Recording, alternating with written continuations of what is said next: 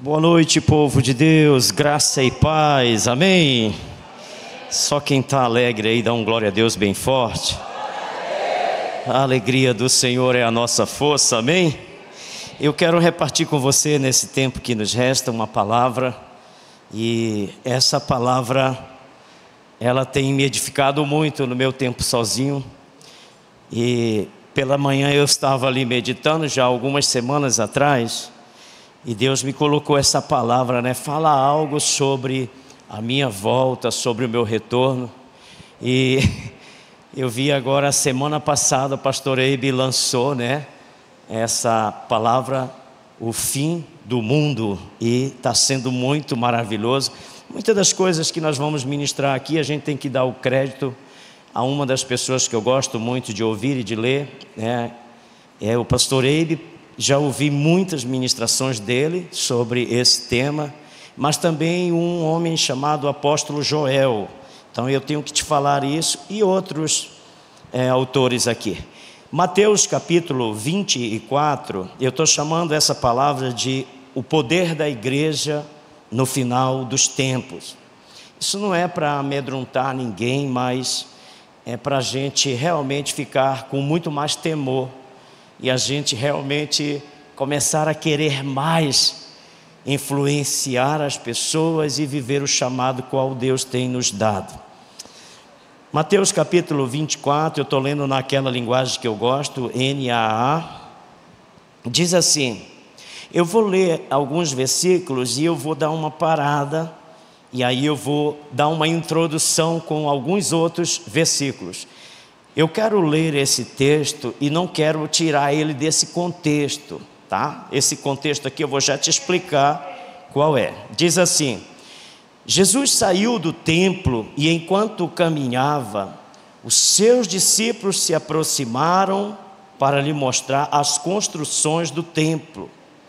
Ele, porém, lhes disse, vocês estão vendo todas estas coisas? Em verdade lhes digo, que não ficará aqui pedra sobre pedra, que não seja derrubado. Jesus estava sentado no Monte das Oliveiras, agora ele já estava um pouco distante, né? E os discípulos decidem fazer uma pergunta. Quando os discípulos se aproximaram dele em particular, aí eles tinham aprendido, né? Quando eles tinham alguma dúvida, eles iam em particular e perguntavam, isso é legal. Diga-nos, quando essas coisas vão acontecer e que sinal haverá da sua vinda e do fim dos tempos? Deixa eu só explicar para você, para a gente dizer, o irmão pegou o texto e tirou fora do contexto e criou um pretexto para empurrar uma mensagem para nós. Não. Essas profecias estão se referindo ao tempo de Jesus e o templo foi destruído, né? Ele foi restaurado pelo menos 3 vezes. Quando você pega lá em Crônicas, você vai ver na primeira destruição, né? Em 2 Crônicas 25, em 2 Crônicas 36, em Jeremias 52, ele vai falar de como que a Babilônia saqueou. E o rei aqui era Zedequias. Zedequias foi mau aos olhos de Deus, fez coisas desagradáveis e chegou ao ponto de a Babilônia levar todos os utensílios para ali, para usar, né? Inclusive um dos reis, ele está dando uma festa, tomando vinho e ele decide então servir, né, vinho nessas taças de ouro. E aí Deus aparece e faz aquela escritura na parede. E eu estou te colocando isso para você entender essas profecias, essas palavras aqui. Algumas delas se cumpriram já no tempo de Jesus. O templo hoje está derrubado. Alguns dizem que já se tem todo o material preparado para entrar com a construção novamente desse templo. Zorobabel, ele ajudou a reconstruir, e Herodes, ele deu uma repaginada e o templo ficou muito belo. E é esse templo de Herodes que os discípulos estão olhando e estão admirados com aquilo. Interessante porque Jesus olha para eles e diz assim: não fique impressionado com isso. Não fique impressionado com isso, porque o que eu quero que vocês entendam, que eu estou trazendo um novo momento, uma nova dispensação. Eu quero que vocês entendam, esse templo, esse prédio luxuoso, belíssimo, vai ser destruído, mas vocês serão o templo que eu quero estabelecer na terra, o templo onde vocês vão carregar a presença do Espírito. Era isso que Jesus queria dizer. E é interessante, porque quando você lê, eles perguntam assim, no versículo 3, ele diz: diga-nos quando essas coisas vão acontecer, que sinal haverá da sua vinda? É quase a mesma pergunta quando você faz um paralelo lá com Atos, no primeiro capítulo de Atos, no versículo 6, se puder projetar para nós. É quase a mesma pergunta quando Jesus está ascendendo aos céus, que ele começa a dar um discurso dizendo: não saiam de Jerusalém, ou seja, não saiam daqui aonde o templo está, e esse templo vai ser destruído, haverá uma grande perseguição. Ele diz: a iniquidade aumentará, o amor de muitos esfriarão, e realmente diz que no período da diáspora, quase que todos os cristãos, exceto os discípulos que tiveram a revelação, foi esse que não esfriou o amor. Esses discípulos não esfriaram, eles espalharam o fogo, mas a grande maioria da população dali de Israel, né, Jerusalém e das circunvizinhanças, esfriaram. Por isso você vai ver cartas de Hebreus falando que é muito difícil quando alguém se afasta e se desvia. Então, no capítulo 1, versículo 6 de Atos, olha só. Cadê o texto, filhão? Bota para nós aí, por favor. Me ajuda aí, quem está em cima. Atos 1, 6. Jesus está dando um discurso dizendo que é necessário que ele vá, que se ele não for, o Espírito não vai vir. E eles estão novamente perguntando. Então os que estavam reunidos com Jesus lhes perguntaram: será este o tempo em que o Senhor irá restaurar o reino a Israel? E Jesus responde para ele: não compete a vocês conhecer tempos ou época que o Pai fixou pela sua própria autoridade. Olha só, é bem parecido quando eles perguntam: como é que vai ser? Qual é o tempo? Dá algum sinal, né? Geralmente as pessoas que tiveram uma previsão da volta de Jesus erraram, não deu certo. Mas aqui eu não quero nem entrar tanto na questão da volta de Jesus. O que eu quero que você entenda é que para os últimos dias a igreja será revestida de uma autoridade maior.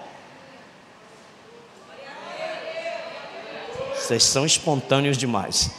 Vou repetir. Nos últimos dias a igreja será revestida de uma autoridade maior. Olha, irmão, eu quero que você entenda essa palavra, ela cria um temor muito grande. Nós precisamos de entender que essa palavra não é para assustar ninguém. Nós somos a igreja, a noiva de Cristo. Qual é a noiva? Me diga, por favor, qual é a noiva que você já viu ela entrando na igreja amedrontada, triste, cabisbaixa, se arrastando para entrar, uma tristeza? Mas é interessante, porque quando a gente fala no fim dos tempos, as pessoas se assustam. Eu vou te falar algo aqui. Eu tinha muito medo quando falava sobre o fim do mundo, sobre a volta de Jesus. Eu era criança quando eu me assustava com isso. Eu lembro uma época em Santarém, quando eu ainda estava por lá morando, criança, eu vi uma matéria daquele Henri Cristo na televisão. E aquilo me deu, eu lembro que eu comecei a chorar de noite, eu não consegui dormir. Até que a minha avó disse: esse não é Jesus não, isso é um falso profeta.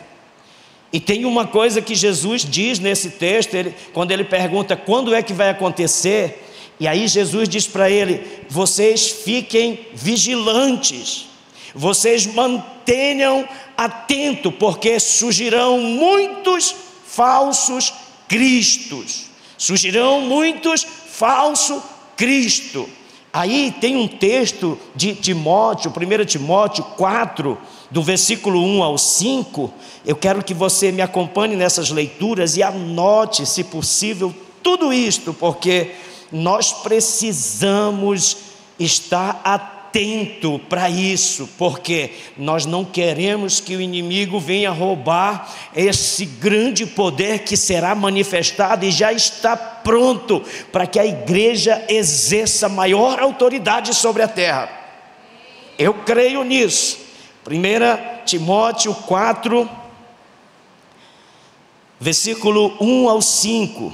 Olha só o que Paulo escrevendo diz a Timóteo: ora, o Espírito afirma expressamente que nos últimos tempos alguns apostatarão da fé, alguns irão negligenciar a fé, alguns não irão mais crer nessa fala da palavra. E por que muitos irão apostar da fé? Por que muitos irão desistir dessa crença?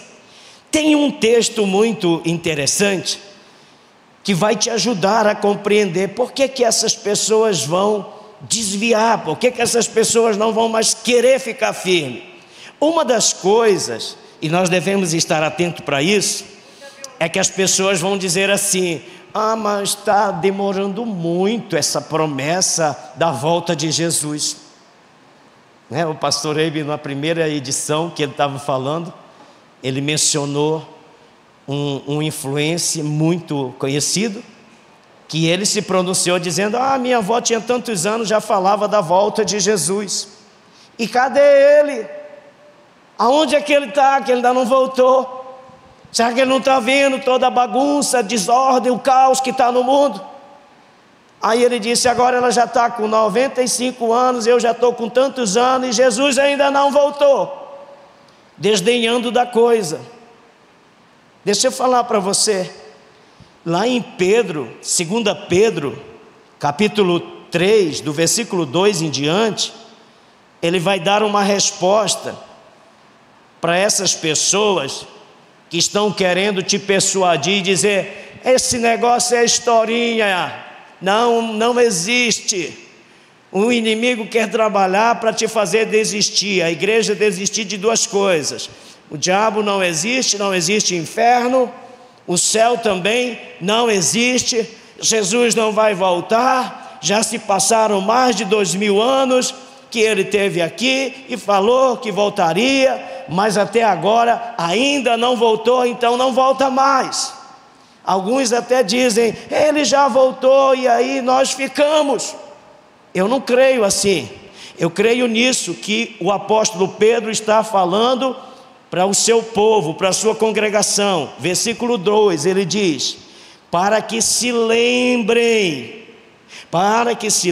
das palavras que anteriormente foram ditas pelos santos profetas, e também se lembrem do mandamento do Senhor e Salvador, que os apóstolos de vocês lhes ensinaram. Versículo 3: antes de tudo, saibam que nos últimos dias virão escarnecedores, que nem esse influencer, tentando persuadir com uma mentira, dizendo: não vem, não volta. Ele volta. Se ele não voltar, nós vamos.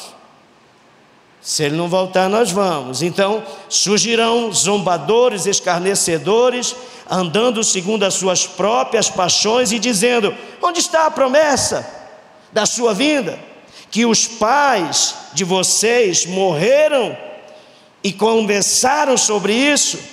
Todas as coisas permanecem como desde o princípio da criação. Acontece de propósito, esquece que os céus existem desde muito tempo e que a terra surgiu da água e através da água pela palavra de Deus. Com base nesta palavra também o mundo daquele tempo foi destruído, afogado em águas. Pela mesma palavra Presta atenção, pela mesma palavra, os céus e a terra que agora existem, têm sido guardados para o fogo, estando reservado para o dia do juízo e da destruição dos ímpios. Para a destruição dos ímpios. Quem são os ímpios? Aqueles que não entregaram sua vida para Jesus, aqueles que Apocalipse capítulo 20 versículo 15 diz: os seus nomes não foram achados escritos no livro da vida, mas para aqueles cujo nome estão escritos no livro da vida, não entrarão em juízo, mas passaram da morte para a vida. Passaram da morte para a vida. E aí ele fecha aqui no versículo 8 dizendo: mas há uma coisa, amados, que vocês não devem esquecer. Então grava isso, pega esse versículo, coloca na parede do teu banheiro. Na hora que você sentar para meditar, você vai se deparar com ele, que diz assim: que o Senhor, que para o Senhor um dia é como 1000 anos, e 1000 anos são como um dia. Tem 2000 anos que Jesus esteve aqui, então para Deus na eternidade são apenas 2 dias. A eternidade não pode ser mensurada e dimensionada por esse tempo kairós, ela é dimensionada pelo eterno. Então, se ele diz que 1000 anos é como um dia, então só temos 2 dias nesta terra. Então não é muito tempo. E por que isso? Porque ele quer que todos cheguem ao pleno conhecimento e conheçam o Salvador, o Eterno. E mais uma coisa que eu quero te dar como introdução, 1 Crônicas 12:32. 1 Crônica 12:32. Isso aqui é fantástico, porque essa tribo é a tribo de Isacar. E a tribo de Isacar, ela tinha algo interessante.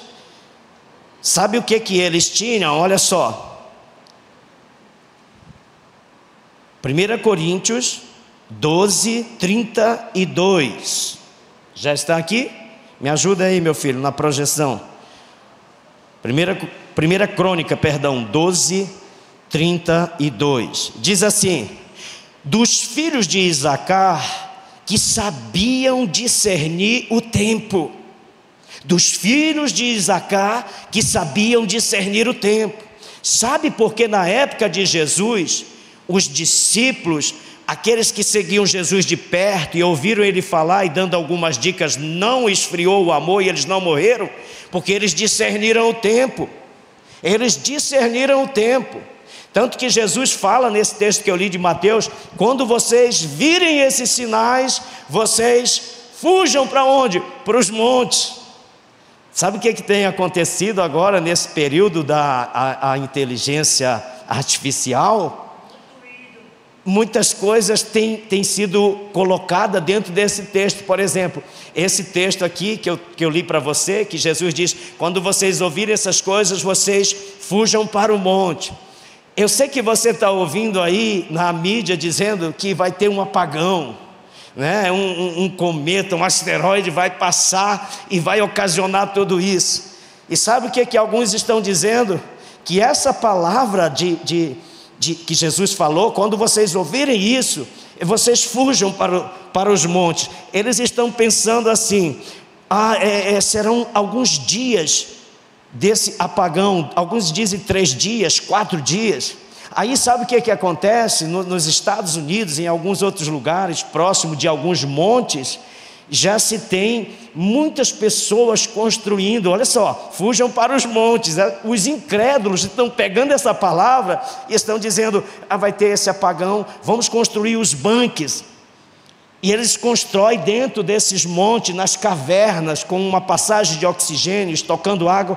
Eu não sei se você chegou a assistir um filme chamado Fim dos Tempos, né? Eu não sou muito de assistir, mas assisti esse até o fim. Era o fim dos tempos, então eu fui até o fim, com a minha esposa, que gosta de assistir muitos filmes. E é impressionante, porque acontece exatamente isso. E daqui no final do filme, a garotinha, filha do casal, ela entra numa casa que está no meio da floresta e ela descobre que ali dentro, no porão da casa, tem um bunker construído com muitas coisas, com muita alimentação. Mas é interessante, porque essas pessoas estão buscando uma segurança que é deles mesmos. E lá em Apocalipse vai dizer assim, que naquele dia, os importantes, os governadores, as autoridades. Eu até ouvi alguém falando que uma cantora muito famosa, né, Kim Kardashian, é isso o nome dela, ela construiu um desses banks aí, num valor de milhões. Uau! Querendo salvar, né? Querendo ter vida. E lá em Apocalipse diz que muitas dessas autoridades vão pedir que os montes caiam sobre eles. Imagina você ficar 3, 4, 5 dias dentro de uma caverna, de um buraco. Nós ficamos aí na pandemia, quase a gente surta. Teve nego que não voltou mais normal. Imagina ficar ali esse tempo inteiro e não tem notícia aí as coisas que estão acontecendo. Então preste atenção nisso aqui, querido. A igreja precisa estar atenta para que nós possamos entender. Uma das primeiras coisas que eu quero colocar para você: a igreja poderosa. Coloca o tema, tira esses versículos, coloca o tema aí. A igreja poderosa do final dos tempos, ela precisa compreender. Jesus estava dizendo para os discípulos: vocês precisam desenvolver uma consciência de um novo templo. Esse é o primeiro ponto que eu quero trabalhar com você. A igreja poderosa, ela precisa descobrir, ter essa consciência de que esse novo templo não é o prédio, não é isso aqui, não é essas cadeiras. O novo templo que Jesus estava se referindo, ele estava falando de uma habitação interna dentro de você, a qual o Espírito Santo, ele passa a habitar quando você entrega a sua vida para Jesus. Tanto é que quando Jesus estava com os discípulos, o que ele falou tanto para os discípulos? Ele se despediu várias vezes dizendo: eu tenho que ir, eu tenho que subir, eu tenho que ir para junto do Pai, eu vou para a cruz, eu vou morrer. E Pedro quis empatar isso, e ele diz: eu tenho que ir, porque se eu não for, o amigo, o consolador, o Espírito Santo, ele não virá. Por que o Espírito Santo tinha que vir? Porque é o Espírito Santo que é o amigo de Jesus, o amigo do noivo, o amigo da noiva. É o Espírito Santo que vai empoderar a noiva nos últimos tempos. É o Espírito Santo que vai encher a noiva e transbordar ela ao ponto que aonde quer que você, que é a noiva, você vai ter um culto ali ministrado por você mesmo. Você está no trabalho, mas você está exalando o bom perfume de Jesus. Você está lá na escola, mas você está fazendo um culto ali, porque a palavra culto é cultura. Nós temos que desenvolver a cultura do reino. Nós precisamos ter a cultura do reino. A cultura do reino é: eu não cultuo a Deus só quando eu venho para cá. Eu cultuo a Deus todos os dias, dirigindo meu carro, no meu trabalho, aonde quer que eu vá, eu cultuo a Deus. Sabe qual é o grande lance? Deixa eu falar uma coisa para você. É que nós ficamos muito ruim de interpretar as coisas. A gente quer muito a unção, a gente gosta da unção. Ai, quando o Espírito Santo vem, que ele me pega, ai meu Deus, eu não quero mais sair daqui, vamos ficar, né? Os discípulos disseram: mestre, é bom nós estarmos aqui, vamos fazer 3 tendas, uma para ti, para Moisés, outra para Elias. Eles queriam ficar ali, mas deixa eu falar uma coisa aqui. No tempo onde o poder da igreja no fim dos tempos, ele vai ser derramado, não é só para você desfrutar de unção, se encher, orar em língua, profetizar, não. Vai haver um tempo em que a unção, ela vai trazer um destino da sua missão. Nós teremos cultos de missão. Pastor, o que é o culto da missão? O culto da missão é quando eu me encho da unção de Deus e eu saio daqui já sabendo, Deus tem uma missão e Ele conta comigo, porque a igreja será poderosa no fim dos tempos. Eu sou a igreja, então o poder habita dentro de mim, o Espírito Santo está dentro de mim. Eu carrego uma presença poderosa, eu carrego uma presença gloriosa. Aonde eu chegar, eu toco as pessoas, elas são tocadas diferente. Eu influencio o meu patrão, eu influencio os funcionários. Ninguém me arrebata da mão dele, porque eu estou cheio. Há uma unção dentro de mim, mas ao mesmo tempo há um propósito maior que se chama a minha missão. Então deixa eu falar uma coisa aqui. Quando o Espírito Santo enche você, não é só para você ficar cheio, rir, chorar e falar em línguas e profetizar. É para você levar a missão e fazer a missão e cumprir o ID. E cumprir o ID. Agora, deixa eu colocar uma coisa aqui para você. Ezequiel 36, 26 ao 28. Eu não vou ter tempo, meu tempo está avançado. Mas você anota ele em casa. O profeta Ezequiel estava profetizando para um vale de ossos secos. Ele estava diante de uma situação caótica de Israel. E aqui eu quero te pontuar, debaixo desse novo templo, eu quero te colocar 3 coisas que são importantes para essa consciência de um novo templo. A primeira delas é o fundamento. Deus quer trazer um fundamento. E quando a gente fala de fundamento, a gente fala de coisas que são prioridades, que são as primeiras coisas, as necessárias, as urgentes, as prioridades. E Ezequiel 36, 26, ele vai projetar, diz que Deus vai trocar o coração de pedra. Olha só, Ele vai tirar o coração de pedra. Ele disse que o templo lá em Jerusalém seria destruído, não ficaria pedra sobre pedra. Em Ezequiel ele está dizendo, eu vou trocar o coração de pedra, vou tirar esse coração de pedra, vou colocar um coração de carne, e eu vou encher com o meu espírito, e vocês vão andar. Se puder pôr o texto, meu filho, Ezequiel 36, 26 ao 28. Eu tenho ele aqui aberto, mas eu quero que o povo leia junto comigo. Ezequiel 36, do 26 ao 28. Deus falando com o profeta, Deus dizendo para ele, e isso aplica para a minha vida e para a sua vida, querido. O seu coração não é mais de pedra. Deus colocou um coração sensível. Você pode ouvir a voz dele. Você pode ouvir a voz do Espírito Santo. E Ele está aqui hoje, Ele está clamando, Ele está falando com você. Ele vai tirar o coração de pedra, Ele vai dar um coração de carne, Ele vai encher do seu espírito, mas Ele quer que você ande. A igreja em movimento, a igreja empoderada, a igreja que caminha, a igreja que tem a unção, tem a revelação, mas tem a missão, ninguém fica de fora. Cada um de nós podemos sim contribuir com o reino, não só financeiramente, mas contribuir discipulando alguém, contribuir abrindo uma célula, tendo uma célula na sua casa, fazendo uma casa de paz, servindo. Ele quer isso, Ele deseja isso. Sabe qual é o grande problema nosso? Eu vou te dizer aqui. Nós não queremos tanto dar credibilidade para essas questões dos fundamentos. E aí, sabe, quando você não se aplica a fundamentar a sua vida, você quer construir uma coisa muito grande, de império, baseada nas pessoas que vão te sustentar com isso. Uma visão que você entra, mas você está ali só esperando que alguém faça. Me perdoa, talvez isso vai parecer como uma cobrança, mas não é. E quando eu estou te falando isso, eu lembro do Gênesis capítulo 11, que um homem chamado Nimrod, um poderoso caçador, o dilúvio já tinha passado, e quando o dilúvio passa, muitas bestas feras vinham para atacar as pessoas, e esse homem defendia aguerridamente a sua comunidade. Ele ia para cima, ele matava, ele ganhou, ele conquistou o coração das pessoas.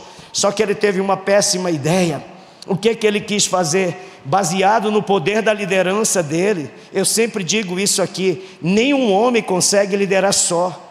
Moisés subiu ao monte só. Quando desceu dali, ele desceu e foi encontrar com o sogro, e o sogro teve que dar dica para ele, dizendo: faz grupos de 100, de 50, de 10, de 5, porque se tu não fizeres assim, você vai morrer, você não vai dar conta. Então nenhum homem consegue liderar só.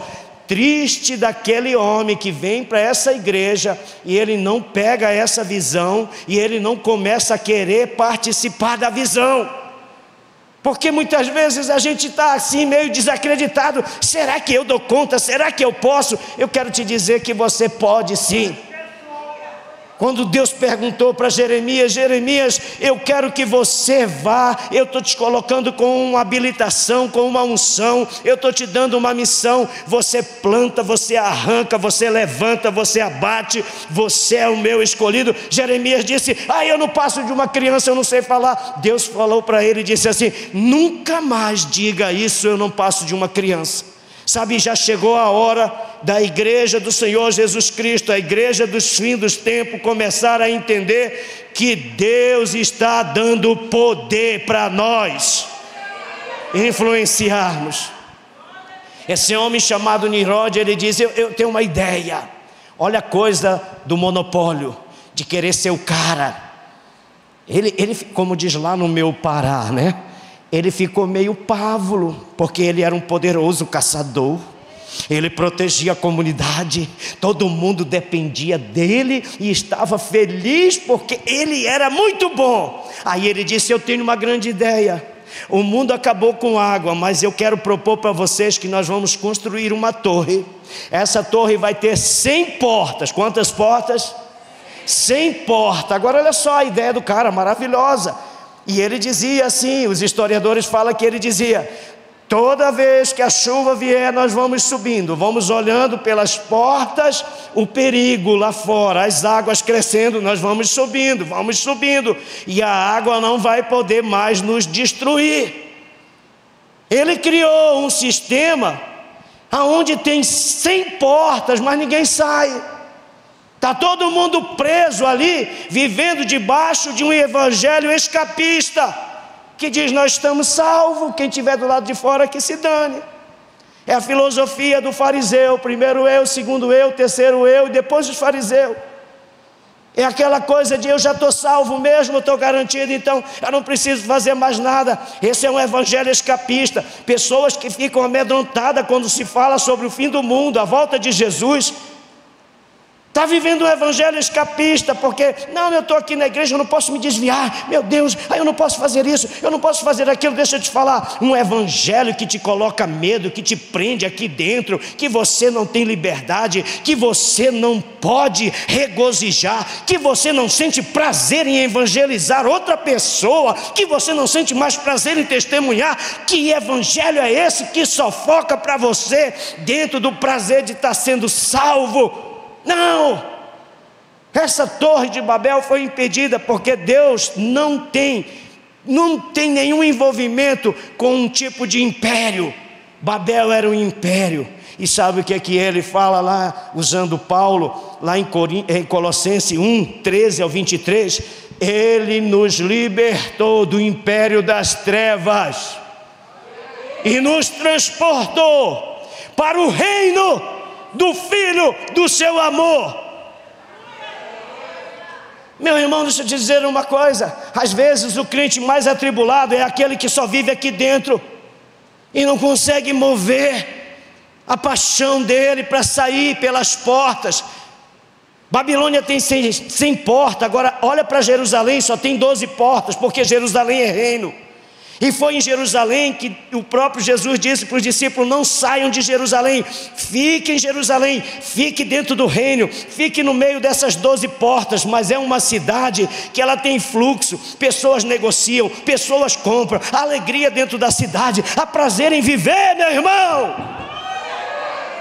Você não está numa Babilônia, você está no reino. Ele nos transportou, a alegria dele é a nossa força. Nós somos livres, e todo ser livre, ele proclama o reino.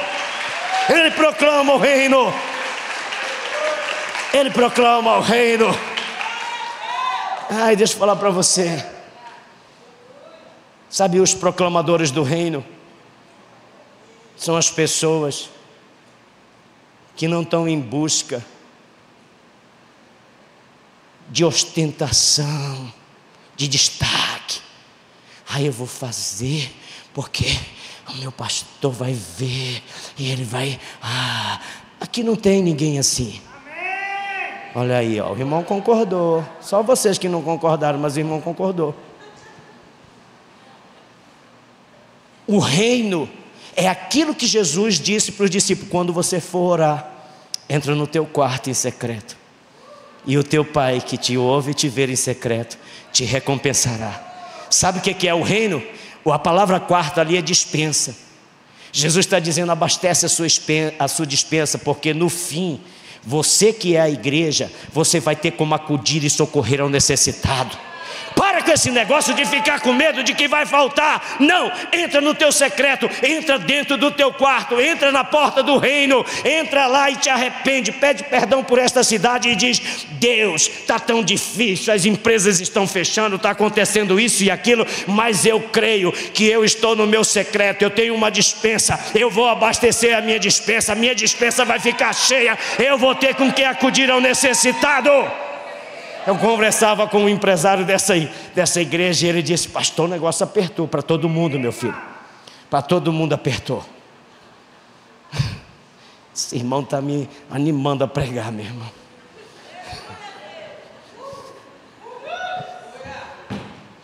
É porque depois eu vou pagar um lanche para ele ali.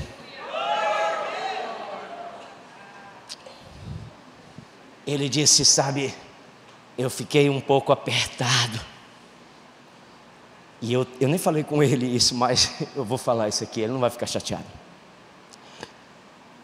Aí ele disse assim: eu estava no meu quarto e eu ouvi os animais dos meus vizinhos, a cachorra, chorando muito.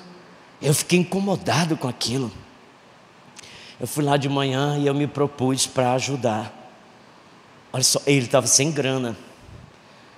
E ele pegou a cachorra do vizinho ali, levou para o veterinário e cuidou, e aplicaram as vacinas, tudo. E a cachorrinha ficou tão calma, ele se sentiu tão pleno. Aí na hora de pagar estava dando um valor lá, ele disse: e agora? O que eu estou fazendo, meu Deus? Eu não sei nem por que eu estou fazendo isso. Mas o Espírito Santo incomodando ele. E quando eu estava conversando com ele, aí eu li o texto de Provérbios que diz que o homem bom, até dos seus animais ele cuida bem. Se do dele ele cuida bem, imagina do vizinho, né? Dá mais chorando. E aí ele foi, passou o cartão, pagou. Ele saiu dali, ele encontrou a esposa, ele disse: amor, eu não sei o que está acontecendo comigo. Depois que eu comecei a liderar a célula, eu não sei, eu estou meio assim, como diz lá no meu Pará, meio abestalhado, sensível, porque Deus tirou o coração de pedra e colocou um coração de carne, e agora ele está andando e se movendo.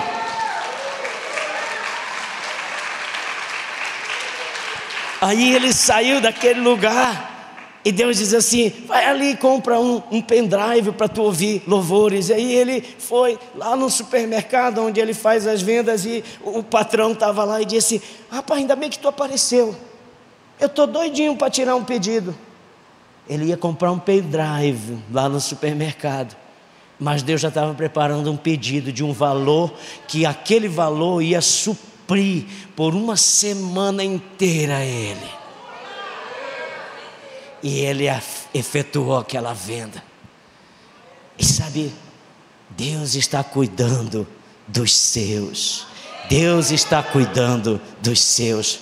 Porque nós não vivemos uma cultura de império, nós vivemos uma cultura de reino. E vou te falar uma coisa: reino não tem a ver com exposição, com ser conhecido, com destacar. Tem a ver com secreto. E eu vou te mostrar isso aqui rapidamente, que meu tempo já está esgotando e eu quero ser pontual no meu tempo. Em nome de Jesus. Apocalipse capítulo 21. Fundamentos, estrutura e altar. 3 coisas que nós precisamos se nós queremos ter poder, ser a igreja poderosa do fim dos tempos: fundamento, estrutura e altar. Eu te falei, estou falando do fundamento. Se não der tempo para falar dos dois, não tem problema. Mas Apocalipse 21, olha só o que diz. Apocalipse 21 diz assim: eu vi novo céu, versículo 1, e nova terra, pois o primeiro céu e a primeira terra passaram, e o mar já não existe. Vi também a cidade santa, a nova Jerusalém, que descia do céu, da parte de Deus, preparada como uma noiva, enfeitada para o seu noivo. Então ouvi uma voz forte que vinha do trono e dizia: eis aí o tabernáculo de Deus com os seres humanos. Deus habitará com eles, eles serão povos de Deus, e Deus mesmo estará com eles e será o Deus deles. Que maravilha! Que maravilha! Agora olha só, o versículo 9, pula aí para o versículo 9, diz assim: então veio um dos 7 anjos que tinha 7 taças cheias dos últimos 7 flagelos, e falou comigo dizendo: vem, eu vou lhe mostrar a noiva, a esposa do Cordeiro. Não fica com medo. Quem aqui, quem está noiva aqui? Levanta a mão, os noivos, cadê? Linara está noiva? Está sendo gravado isso. Vai aparecer assim de noivo, te escrevendo. Se tivesse um close, né, para... Quem está noivo? Tem noivo aqui? Tem. Ali, ó, o Pedro e a Aline. Fica de pé aí, Pedro, para o povo te conhecer. Fica aí de pé, Aline. Eles são lá da célula The Chose. Célula The Chose, proporcionando casamentos. Se você quer casar, está solteira, célula The Chose. Te prepara, porque vai chover na célula The Chose. Astôncio está fazendo propaganda. Meu amigo, o que tu quer que eu faça? É lá do Distrito Vermelho. Crescer, multiplicar, consolidar, treinar e enviar. E a The Chose vai multiplicar. Olha o que diz. O noivo, ele não vai deixar nós passarmos aqui sem resposta e sermos envergonhados. Vai vir luta, vai. Pode entrar o que entrar, mas eu vou dizer para você: passarão os céus e a terra, mas a palavra dele não passará. Nós permaneceremos firmes, porque ele é a nossa rocha, ele é o nosso noivo. Por isso o poder da igreja no fim dos tempos, ele será derramado. Nós andaremos por essa cidade de Manaus dizendo: devolva os 10% da população. Nós queremos cuidar. A igreja Pastor, poderosa no Senhor, se manifesta para reivindicar e para dizer: Manaus entrega, Manaus devolve, Amazonas em tempo recorde. Nós estamos avançando, nós estamos chegando, porque somos a noiva. Somos a noiva. Somos a noiva.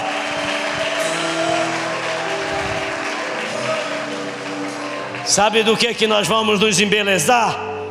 Com as almas que nós ganhamos. Eu sonho, ontem quando eu vinha, os carros parados em fila, e todo mundo que passava ali olhava. Eu digo: uau. E era só as mulheres. Eu sonho que esse lugar aqui vai ficar pequeno, porque a noiva está tão bela, tão bonita, porque nós estamos sendo adornados pelo Espírito Santo. E quando o Espírito Santo toca em alguém, até o semblante muda, até o corpo fica mais bonito. Eu estava falando de manhã que eu estive numa igreja em Maués, lá na igreja do tio do Gilberson. Pensa numa igreja que tem o DNA da visão. E o pastor disse: nós vamos descer para a Avenida Atlântica. Atlântica é? Não, a Atlântica é lá do Aquaman, né? Antártida. Avenida Antártida. e vai ter o batismo. E ele me deu uma bata e eu coloquei a batona, pensando que nós já ia sair da igreja vestido com a bata, e eu fui com a batona, né? E sabe o que ele faz? Uma festa muito linda. Lá na frente vai um monte de motoqueiro, aqui um carro de som, e as pessoas vão anunciando: nós estamos aqui em Maués fazendo a grande festa, batismo nas águas, e estamos descendo para a Avenida Antártica, e é fogos, pau, pau, pau, pau. E aí os curiosos vêm para a janela, e nós que vai caminhando junto com a batinha, né, vestido de batinha, só manda coraçãozinho para eles: Jesus te ama, Jesus te ama.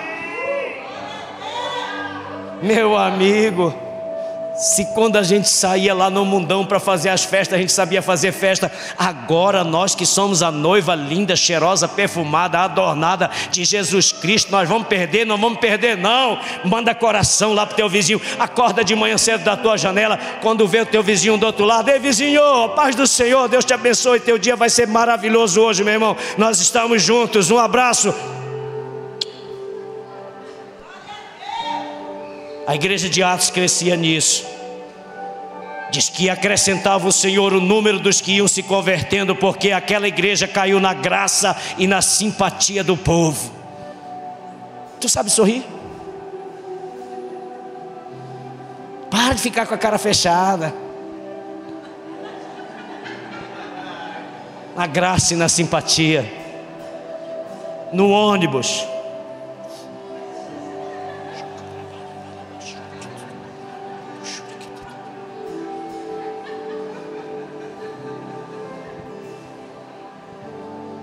Eu lembro, a gente fala muito do avivamento de Santarém, de 70 mil pessoas que tem lá. Mas sabe por que aconteceu aquilo ali? Eu lembro quando foi feita a proposta de comprar a concessão da televisão, de um canal de televisão. Alguns criticaram e diziam: ai, uma televisão, lá vai, para que pregar na televisão? Sempre tem, né, o ladrão que vê a mulher abrindo perfume para dar de oferta e tudo isso. Mas eu lembro de pessoas que entenderam e disseram assim: eu vou vender meu carro para dar de oferta. Eu lembro de uma família que tinha uns cachorros tão bonitos, e os cachorros já estavam tudo encomendado para venda. Ela pegou todo o dinheiro da venda dos cachorros e doou para comprar a concessão da televisão. E sabe o que aconteceu? Muito sacrifício. Quando a igreja entende que é os últimos dias e que ela será poderosa na terra, ela começa a trabalhar, não se apegando mais às coisas. Tem uma mulher chamada, uma missionária chamada Corey Tombon, que ela diz assim: nós não podemos segurar, temos que aprender a segurar as coisas materiais com a mão aberta. Não se apegue às coisas. Deus vai lhe dar muitos recursos, mas não se apegue a isso. Invista no reino, invista na obra. Não recuse os desafios para o reino. Se possível, se você não só investir recursos, mas vá também numa viagem missionária dessa, em nome de Jesus.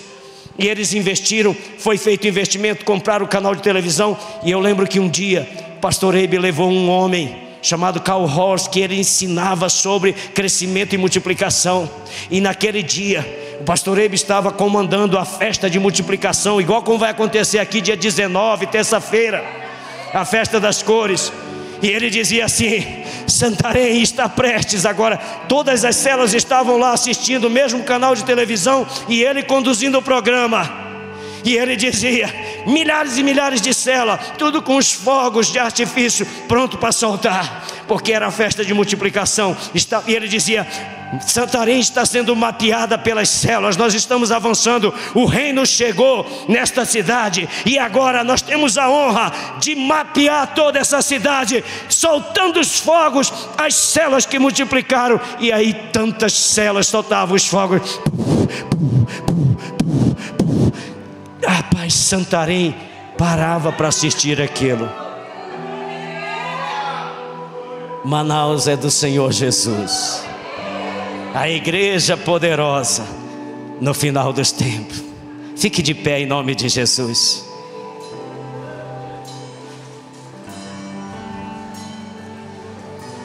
O Espírito de Deus está aí para te encher. E quando Ele derramar essa unção, você vai andar por esta cidade, andar com uma simpatia, andar com um sorriso no rosto, andar liberando palavras. Vai ser diferente quando você for ao supermercado.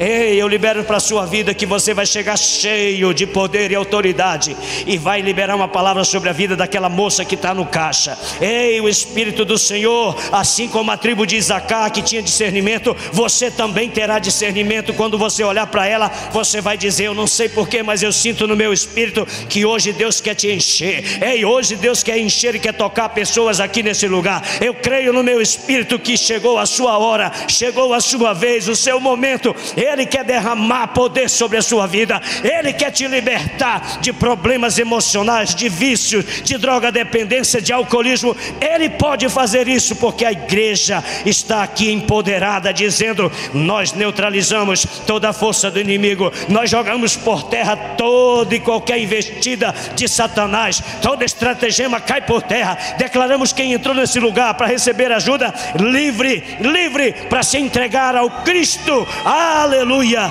aleluia, aleluia. Escuta isso aqui rapidamente. Eu quero fazer um convite. Talvez um dia você já foi crente e se afastou, e agora você está aqui e diz: eu quero me reconciliar. Tem alguém? Levanta suas mãos, eu quero orar por você, em nome de Jesus. Se tem alguém, levanta sua mão. Levanta a mão bem alto assim, faz assim, ó, dá um tchau daí do seu lugar e diz: eu quero me reconciliar, eu quero entregar novamente a minha vida para Jesus. Ah, Espírito Santo, obrigado, obrigado. Tem alguém que precisa reconciliar? Tem alguém aqui que diz: eu quero entregar a minha vida para o Senhor Jesus? Hoje eu entendi essa palavra, eu quero entregar minha vida ao Senhor Jesus.